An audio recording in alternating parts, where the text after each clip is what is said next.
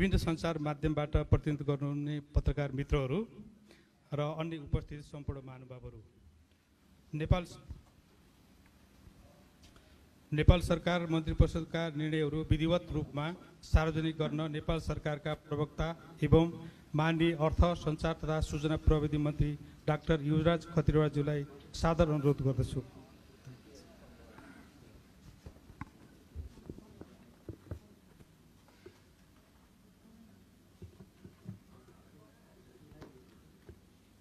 सञ्चार मन्त्रालयका सहसचिवहरू, प्रेसका साथीहरू, अन्य मित्रहरू, आज म दुईटा मन्त्री परिषदका बैठकका निर्णयहरू सार्वजनिक गर्न गइरहेछु। सबभन्दा पहिले पछिल्लो मन्त्री परिषदको हिजो बसेको बैठकका निर्णयहरू सार्वजनिक गर्न गइरहेको छु। त्यसमा सबभन्दा पहिलो निर्णय म यहाँहरूलाई सुनाउन गइरहेको छु। विश्वव्यापी महामारीको रूप लिएको कोभिड-19 को सङ्क्रमण सम्बन्धमा संक्रामक रोग ऐन 2020 को दफा 2 अनुसार देहाय बमोजिमको आदेश जारी गर्ने, सोको सूचना नेपाल आजपत्रमा अतिरिक्ताङ्क गरी प्रकाशित गर्ने। 1. देहायका सेवा र कार्यहरू हाललाई सञ्चालन नगर्ने शैक्षिक संस्थाहरू जसभित्र विद्यालय, कलेज, ट्युसन सेन्टर, तालिम केन्द्र पर्छन् लगायतका कुराहरू। अनुमति प्राप्त बाहेकका अन्तर्राष्ट्रिय र आन्तरिक उडानहरू, मैले जे भन्दैछु यी सबै नगर्ने भित्रका नै हुन्। फेरि म स्मरण गराउँ, तोकिए बाहेकका अन्तर्राष्ट्रिय सीमा नाकाबाट हुने आवत जावत, सबै प्रकारका सभागोष्ठी, तालिम, सेमिनार, सबै प्रकारका प्रदर्शन, भेला तथा सम्मेलन, cinema hall, party palace, dance bar लगायतका मनोरञ्जन स्थल, सार्वजनिक पुस्तकालय, सङ्ग्रहालय, चिडियाखाना, स्पा, सेलुन र beauty parlour, swimming pool, gymkhana लगायतका हेल्थ क्लबहरू, सपिङ मलहरू, समूहमा खेलिने खेलकुद र खेल मैदानमा हुने प्रस्तुतिहरू, सबै प्रकारका धार्मिक तथा सामाजिक स्थलहरू, यात्रुवाहक सार्वजनिक सवारी साधन, त्यसमा पर्यटक सवारी साधन समेत हो, त्यो अहिले खोलिएको छैन, र काठमाडौँ उपत्यकाको हकमा काठमाडौँ उपत्यकाभित्र र अन्य जिल्लाको हकमा सोही सम्बन्धित जिल्लाभित्र मात्र जोर बिजोर प्रणालीमा सञ्चालन हुने निजी सवारी साधन बाहेकका अन्य निजी सवारी साधन, यी सबै चाहिँ हाल सञ्चालन नगर्नेमा परेकाहरू हुन्। दोस्रो निर्णय यही आदेशकै दोस्रो बुँदा म पढ्न गइरहेको छु। सामाजिक दूरी कायम गर्ने, जनस्वास्थ्य लगायतका स्वास्थ्यका सबै सुरक्षाका उपायहरू अपनाउने र त्यो स्वास्थ्य सुरक्षाका मापदण्ड र चाहिँ अरू कुराहरू, सामाजिक दूरी कायम गर्ने कुराहरू पालना गरेर गर्न सकिने कुराहरू मैले यहाँ उल्लेख गर्न गइरहेको छु। र देहायका सेवा तथा कार्यहरू सञ्चालन गर्ने, त्यसमा स्वास्थ्यसँग सम्बन्धित सबै सेवा जसमा निजी क्लिनिकहरू समेत पर्छन्, त्यसै गरी सबै प्रकारका कृषि र पशुपक्षी व्यवसाय, उत्पादनदेखि बिक्री वितरणसम्मको सबै श्रृङ्खला खुला गरिएको छ। उद्योग, व्यापार, व्यवसाय, पसल र डिपार्टमेन्ट स्टोरहरू खुला गरिएका छन्। म फेरि दोहोऱ्याउँ, उद्योग, व्यापार, व्यवसाय, पसलहरू र डिपार्टमेन्ट स्टोरहरू खुला गरिएका छन्। सपिङ मलहरू खुला गरिएको छैन, डिपार्टमेन्ट स्टोरहरू खुला गरिएको छ। खाद्य वस्तुहरू समेतका चिजहरू को चाहिँ बिक्री वितरणलाई सहज गर्नको लागि हो। त्यसपछि सबै प्रकारका ढुवानीहरू, आधारभूत वस्तुहरूको ढुवानी सेवा योभन्दा अगाडि पनि चलेकै थियो, अहिले चाहिँ सबै प्रकारका ढुवानी सेवाहरूलाई खुला गरिएको छ। व्यक्तिहरूको पैदल आवागमनलाई खुला गरिएको छ र यो आवागमन गरिरहँदा भिडभाड नगर्ने, आफूले मास्क लगाउने, आफ्नो चाहिँ सुरक्षाको उपायहरू अपनाउने कुराहरू त छँदैछन्, तर सामान्य भिड नगरिकन आवागमन गर्ने, हिँडुल गर्ने कुरालाई खोलिएको छ। साइकल र मोटरसाइकल चल्न दिने निर्णय भएको छ र त्यसमा मोटरसाइकलमा एकजना मात्रै व्यक्ति रहने हो, डबल राइडर अथवा 2 जना चढ्ने व्यवस्था हुन सक्दैन। जसले हाँक्ने हो ऊ मात्रै बस्ने गरी जान सक्ने व्यवस्था गरिएको छ। त्यसपछि खोलिएको अर्को यातायातको क्षेत्रमा काठमाडौँ उपत्यकाको हकमा उपत्यकाभित्र र अन्य जिल्लाको हकमा सम्बन्धित जिल्लाभित्र मात्र जोर बिजोर प्रणालीमा सञ्चालन हुने गरी निजी सवारी साधनहरू चलाउन दिएको छ। ती भनेका निजी व्यक्तिहरूका निजी वाहनहरू हुन् जसमा चालक बाहेक थप 2 जना मात्र त्यसमा सवार हुन पाउने यसको चाहिँ निर्णय हो। त्यसपछि खोलिएका अरू क्षेत्रमा फोहोर मैला व्यवस्थापन पहिलेदेखि पनि खुलै थियो, यसलाई हामीले थप सजिलो बनाउन खोजेका छौँ। विद्युत, दमकल, एम्बुलेन्स, सञ्चार, प्रसारण र हुलाक सम्बन्धी सेवा यो पहिले पनि थियो, यसलाई हामीले निरन्तरता दिएका छौँ। ब्याङ्क तथा वित्तीय संस्था, सहकारी र बिमा सेवा, यो सेवा पहिले हामीले निश्चित सङ्ख्यामा मात्रै निश्चित समयमा मात्रै भनेका थियौँ, अहिले हामीले यसलाई मन्त्री परिषदको निर्णयपछि यिनीहरू खुला गरिएको छ। नर्सरी र वनजन्य उद्यमहरू त्यो सम्बन्धी व्यवसायहरू पनि अब खुला भएको छन्। कृषिकै अङ्गको रूपमा पनि यिनीहरू चलिरहने हुनाले र यिनीहरू अलिकति बढी ग्रामीण परिवेशमा पनि चल्ने हुनाले यिनीहरूलाई चाहिँ खुला गर्ने निर्णय भएको छ। विकास आयोजनाहरू, खास गरी निजी क्षेत्रबाट प्रवर्धित विकास आयोजनाहरू, खास गरी पूर्वाधारका आयोजनाहरू, जलविद्युतका आयोजनाहरू समेतका यस्ता आयोजनाहरू पनि अब निर्बाध सञ्चालन गर्ने भन्ने निर्णय भएको छ। त्यो निर्माण कार्यलाई सुचारू गर्न सञ्चालन गर्नलाई हामीलाई निर्माण सामग्री चाहिन्छ। त्यसो भएको हुनाले नदी तथा खानीजन्य पदार्थको उत्खनन, सङ्कलन, ढुवानी र बिक्री वितरण पनि पूर्णतः खुला गरिएको छ, जसले गर्दाखेरि आधारभूत निर्माण सेवाको लागि निर्माण सामग्रीको अभाव नहोस् भन्ने सरकारको ध्येय हो। त्यसपछि रेस्टुरेन्टको क्षेत्रमा केही अलिकति खुकुलो गर्न खोजिएको छ। त्यो भनेको रेस्टुरेन्टबाट प्याकिङको माध्यमबाट र टेक अवे सेवाको माध्यमबाट रेस्टुरेन्टको खानाहरू सेवा लिन सकिने व्यवस्था गरिएको छ। रेस्टुरेन्टमा बस्ने भिडभाड गर्ने होइन, तर प्याक्ड खाना र चाहिँ त्यसै गरी टेक अवे भनेको आफूले त्यहाँको प्याक्ड खाना घरमा लिएर जानको लागि, आफ्नो परिवारमा बसेर खानको लागि अथवा कार्यस्थलमा लिएर जानको लागि चाहिँ रेस्टुरेन्टहरूबाट खाना सङ्कलन गर्न सकिने पनि निर्णय गरिएको छ। त्यसपछि होटलको सन्दर्भमा क्वारेन्टाइनका लागि तोकिएका होटल र यातायातका साधनहरू चाहिँ सञ्चालन गर्ने, तर क्वारेन्टाइनको लागि तोकिएका होटल बाहेक अरू होटलहरू अहिले सञ्चालन नगर्ने निर्णय भएको छ। त्यसपछि अर्को एउटा चाहिँ सहज गरिएको क्षेत्र सरकारी कार्यालय हो। शिक्षण संस्थाका कार्यालयहरू हुन्, शिक्षण संस्थाको पठन पाठन होइन, तर कार्यालयहरू हुन्। गैर सरकारी र निजी क्षेत्रका कार्यालयहरू पनि हुन् र ब्याङ्क तथा वित्तीय संस्थाहरू पनि हुन्। यी सबै 2 सिफ्टमा चल्छन् र बिहान 8 बजेदेखि दिउँसो 1 बजेसम्म एउटा सिफ्ट चल्छ र दिउँसो 1 बजेदेखि साँझ 6 बजेसम्म अर्को सिफ्ट चल्छ। खास गरी आवागमनमा यातायातमा धेरै भिडभाड नहोस् भन्ने पनि एउटा तर्क हो र अर्को चाहिँ कार्यस्थलमै पनि एउटा दूरी, भन्न त हामी सामाजिक दूरी भन्छौँ तर त्यो भौतिक दूरी हो। कार्यस्थलमै पनि भौतिक दूरी हामीले 2 मिटर भनिरहँदा कतिपय अवस्थामा कार्यालयहरूमा त्यो सम्भव नहुने हुनाले 2 सिफ्ट सञ्चालन गर्ने। म फेरि दोहोऱ्याउँछु, बिहान 8 बजेदेखि 1 बजेसम्म र 1 बजेदेखि बेलुका 6 बजेसम्म 2 सिफ्ट कार्यालयहरू पूर्ण रूपमा सञ्चालित हुन्छन्।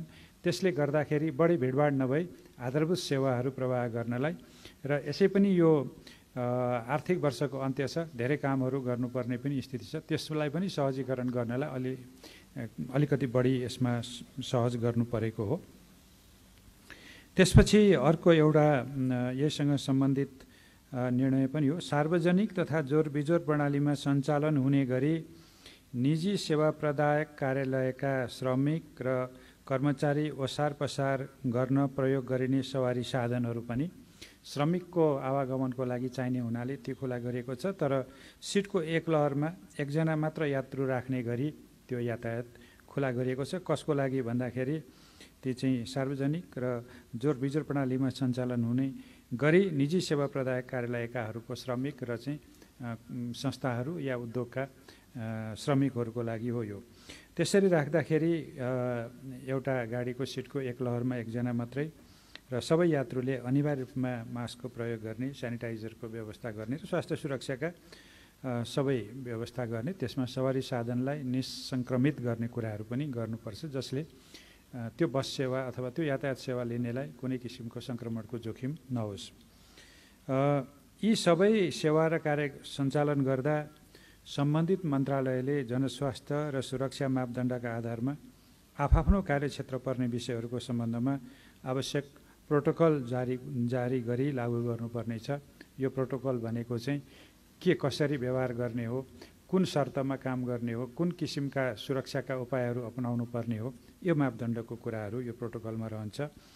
यस आदेशको क्रमसङ्ख्या 2 को खण्ड य, थ र द बमोजिमको व्यवस्था 2077 साल असार 1 गतेदेखि र अन्य व्यवस्था तत्काल प्रारम्भ भई 21 दिनसम्म कायम रहनेछ।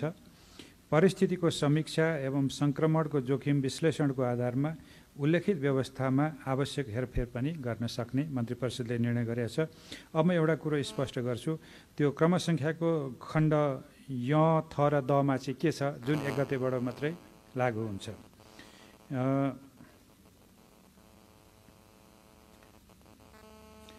त्योसँग सम्बन्धित विषयहरू चाहिँ म यहाँ हार्ड कपीबाट हेर्छु। यसको विवरण म अहिले यहाँहरूलाई सार्वजनिक गर्दाखेरि प्रकाशितै कपीमा दिनेछु। अब म यसपछि ज्येष्ठ 22 गते र 28 गतेका अरू निर्णयहरू, मन्त्री परिषदका निर्णयहरू यहाँहरूलाई सार्वजनिक गर्न गइरहेको छु। र खास गरी योभन्दा अघिल्लो पत्रकार सम्मेलन हामीले नियमित गर्न पाएनौँ बजेटको व्यस्तताको कारणले। त्यसो हुनाले म अहिले यो हिजोकै मन्त्री परिषदका निर्णयहरू, थप निर्णयहरू जानकारी गराउन गइरहेको छु।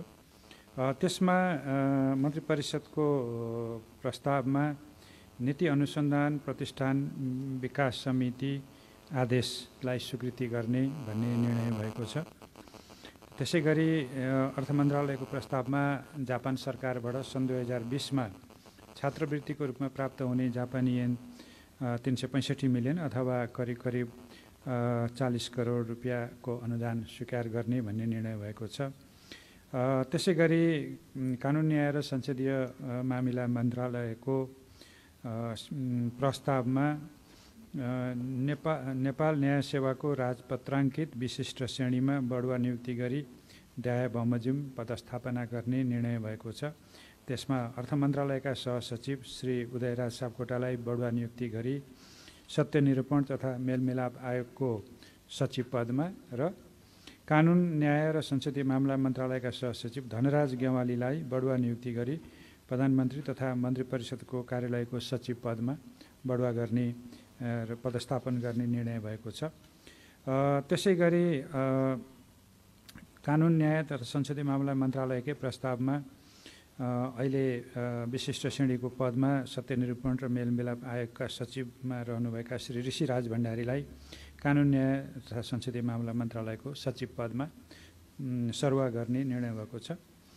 गृह मन्त्रालयका केही निर्णयहरू छन्। खास गरी राष्ट्रिय मानव अधिकार आयोगको सिफारिस बमोजिम करिब 12 जना देवेन्द्र लाल कर्ण लगायत 12 जना व्यक्ति तथा परिवारलाई 14,52,000 आर्थिक सहायता क्षतिपूर्ति स्वरूप उपलब्ध गराउने निर्णय भएको छ।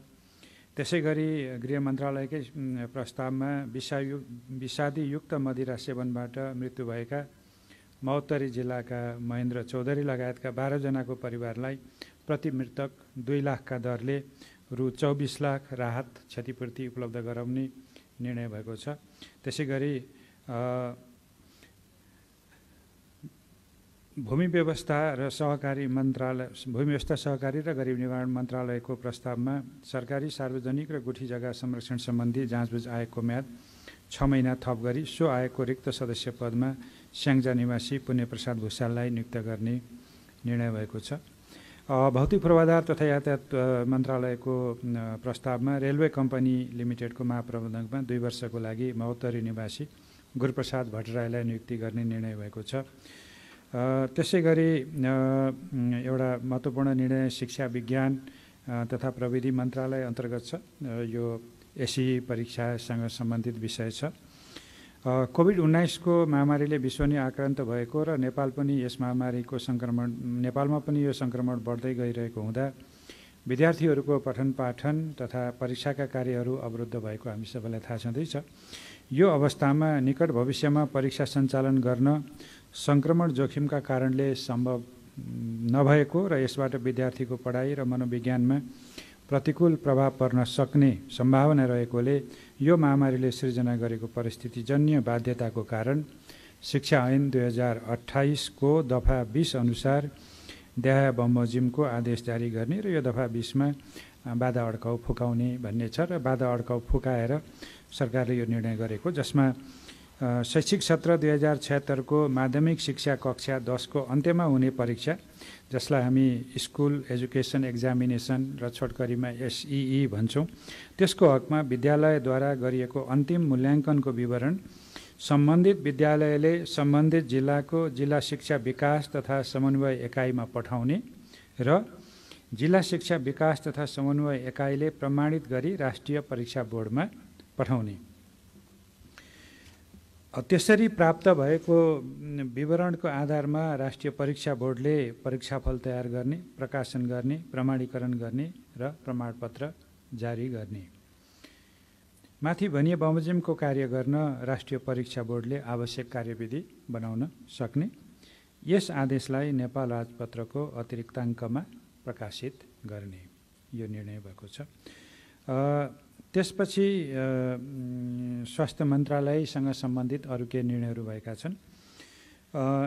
एउटा निर्णय कोभिड-19 को महामारीजन्य विशेष परिस्थितिमा यसको रोकथाम, नियन्त्रण, निदान तथा उपचारको लागि आवश्यक पर्ने मेसिनरी तथा औषधि र अन्य स्वास्थ्य सामग्रीहरू शीघ्र खरिद गर्ने र विशेष परिस्थितिकै खरिदको विधिबाट अघि बढ्ने भन्ने निर्णय भएको छ। स्वास्थ्य तथा जनसङ्ख्या मन्त्रालयकै अर्को प्रस्ताव कोभिड-19 महामारीको रोकथाम, नियन्त्रण, निदान र उपचारका लागि आवश्यक पर्ने आधुनिक PCR मेसिन, किट्स, उपकरण र आवश्यक सामग्रीहरू शीघ्र आपूर्ति गर्ने। यो गरेर परीक्षणलाई व्यापक र प्रभावकारी बनाउने, देशका विभिन्न स्थानमा रहेका क्वारेन्टाइनको सामग्री र तिनीहरूको अवस्थामा सुधार गरेर सञ्चालनमा ल्याउने, आइसोलेसन सेन्टरहरूलाई थप व्यवस्थित बनाउन स्वास्थ्य तथा जनसङ्ख्या मन्त्रालयले मापदण्ड बनाई कडाइका साथ पालना गराउने, प्रदेश र स्थानीय तहलाई सक्रिय र सक्षम बनाई प्रभावकारी एवं समन्वयात्मक ढङ्गले परिचालन गर्ने। यति निर्णयहरू स्वास्थ्य तथा जनसङ्ख्या मन्त्रालय अन्तर्गतका प्रस्तावहरूबाट चाहिँ निर्णय भएका छन्। अब म केही योभन्दा अगाडिको मन्त्री परिषदका केही निर्णयहरू पनि यहाँ सुनाउन गइरहेको छु। 2077 साल जेठ 22 गतेको मन्त्री परिषदको बैठकका निर्णयहरू अब सुरु हुन्छन्। पहिलो अर्थ मन्त्रालयको प्रस्तावमा विश्व ब्याङ्कबाट रु 24 अर्ब बराबरको सहुलियत ऋण सहायता स्वीकार गर्ने, वार्ता टोली गठन गर्ने र यो सहायता लिने प्रक्रियालाई अघि बढाउने भन्ने निर्णय भएको छ। गृह मन्त्रालयको प्रस्तावमा एउटा महत्त्वपूर्ण निर्णय भएको छ, जुन साबिक बमोजिम सामाजिक सुरक्षा भत्ता प्राप्त गरिरहेका 60 वर्ष उमेर पुरा नगरेका विधवा महिलालाई मासिक रु 2000 का दरले चालु आवको तेस्रो चौमासिक 2076 चैत्रदेखि 2077 असारसम्मका लागि हुन आउने रकम सामाजिक सुरक्षा भत्ता उपलब्ध गराउने, साबिक बमोजिम सामाजिक सुरक्षा भत्ता प्राप्त गरिरहेका अति अशक्त अपाङ्गता अथवा ख वर्गको अपाङ्गताको परिचय प्राप्त लाभग्राहीलाई मासिक रु 1600 का दरले चालु आवको तेस्रो चौमासिक 2076 चैत्रदेखि 2077 असारसम्मको लागि सामाजिक सुरक्षा भत्ता सहायता स्वरूप उपलब्ध गराउने। यो विषय चाहिँ सामाजिक सुरक्षा सम्बन्धी ऐन र नियमावलीहरूमा भएको व्यवस्थाबाट केही यो सामाजिक सुरक्षा सम्बन्धी प्रावधानहरू परिमार्जित भएका थिए र त्यो संशोधन गर्ने विधेयकलाई संशोधन गर्ने कुरा पनि अगाडि बढेको छ। तर अहिले चाहिँ उहाँहरूले प्राप्त गरिरहनु भएको जुन किसिमको सामाजिक सुरक्षा भत्ता छ त्यसलाई निरन्तरता दिनको लागि अहिले चाहिँ आर्थिक सहयोगको सहायताको रूपमा त्यसलाई अघि बढाउने र चाहिँ पछि कानुनी रूपमा नै त्यसलाई संशोधन गरेर मिलाउने गरी यो निर्णय गरेको हो। र अब यसरी यो सम्बन्धी जति पनि एक किसिमको के भएको भन्ने दुविधा भएको थियो त्यो रहने स्थिति छैन। त्यसपछि एउटा परराष्ट्र मन्त्रालयको प्रस्तावकोमा निर्णय भएको छ जुन नेपाल भारत सीमा सम्बन्धी प्रमाण सङ्कलनका लागि श्री विष्णुराज उप्रेती जो अहिले नीति अनुसन्धान प्रतिष्ठानको अध्यक्ष हुनुहुन्छ उहाँको संयोजकत्वमा एउटा 9 सदस्यीय विज्ञ समूह गठन भएको छ। त्यो विज्ञ समूहमा को हुनुहुन्छ भन्ने अहिले सर्कुलेट गर्नुहुन्छ र तपाईँहरूले त्यो प्राप्त गर्न सक्नुहुनेछ। सञ्चार तथा सूचना प्रविधि मन्त्रालयको प्रस्तावमा चलचित्र विकास बोर्डको रिक्त अध्यक्ष पदमा श्री दयाराम दाहाललाई 2 वर्षको लागि नियुक्ति गर्ने निर्णय पनि भएको छ।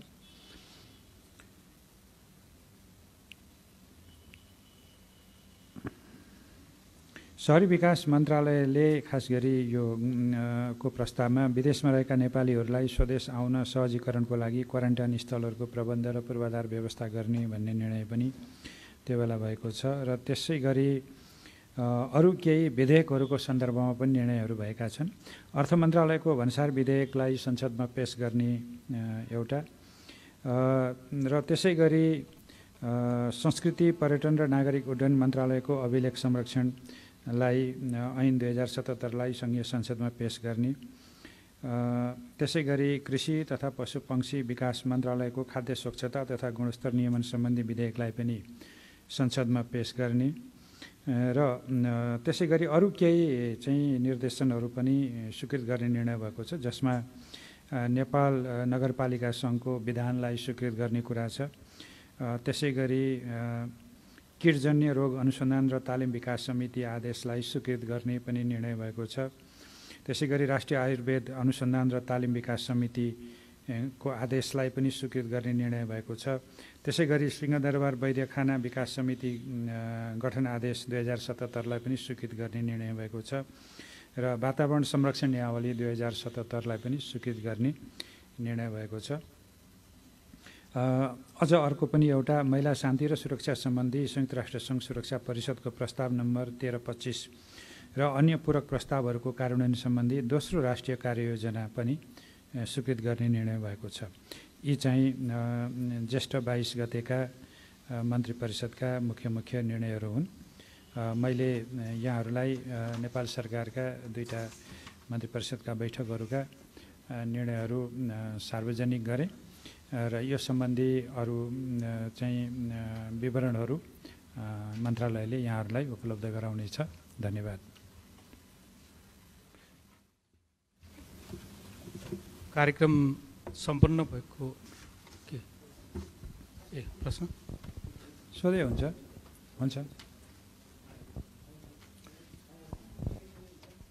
केही प्रश्न नभएको जानकारी भयो।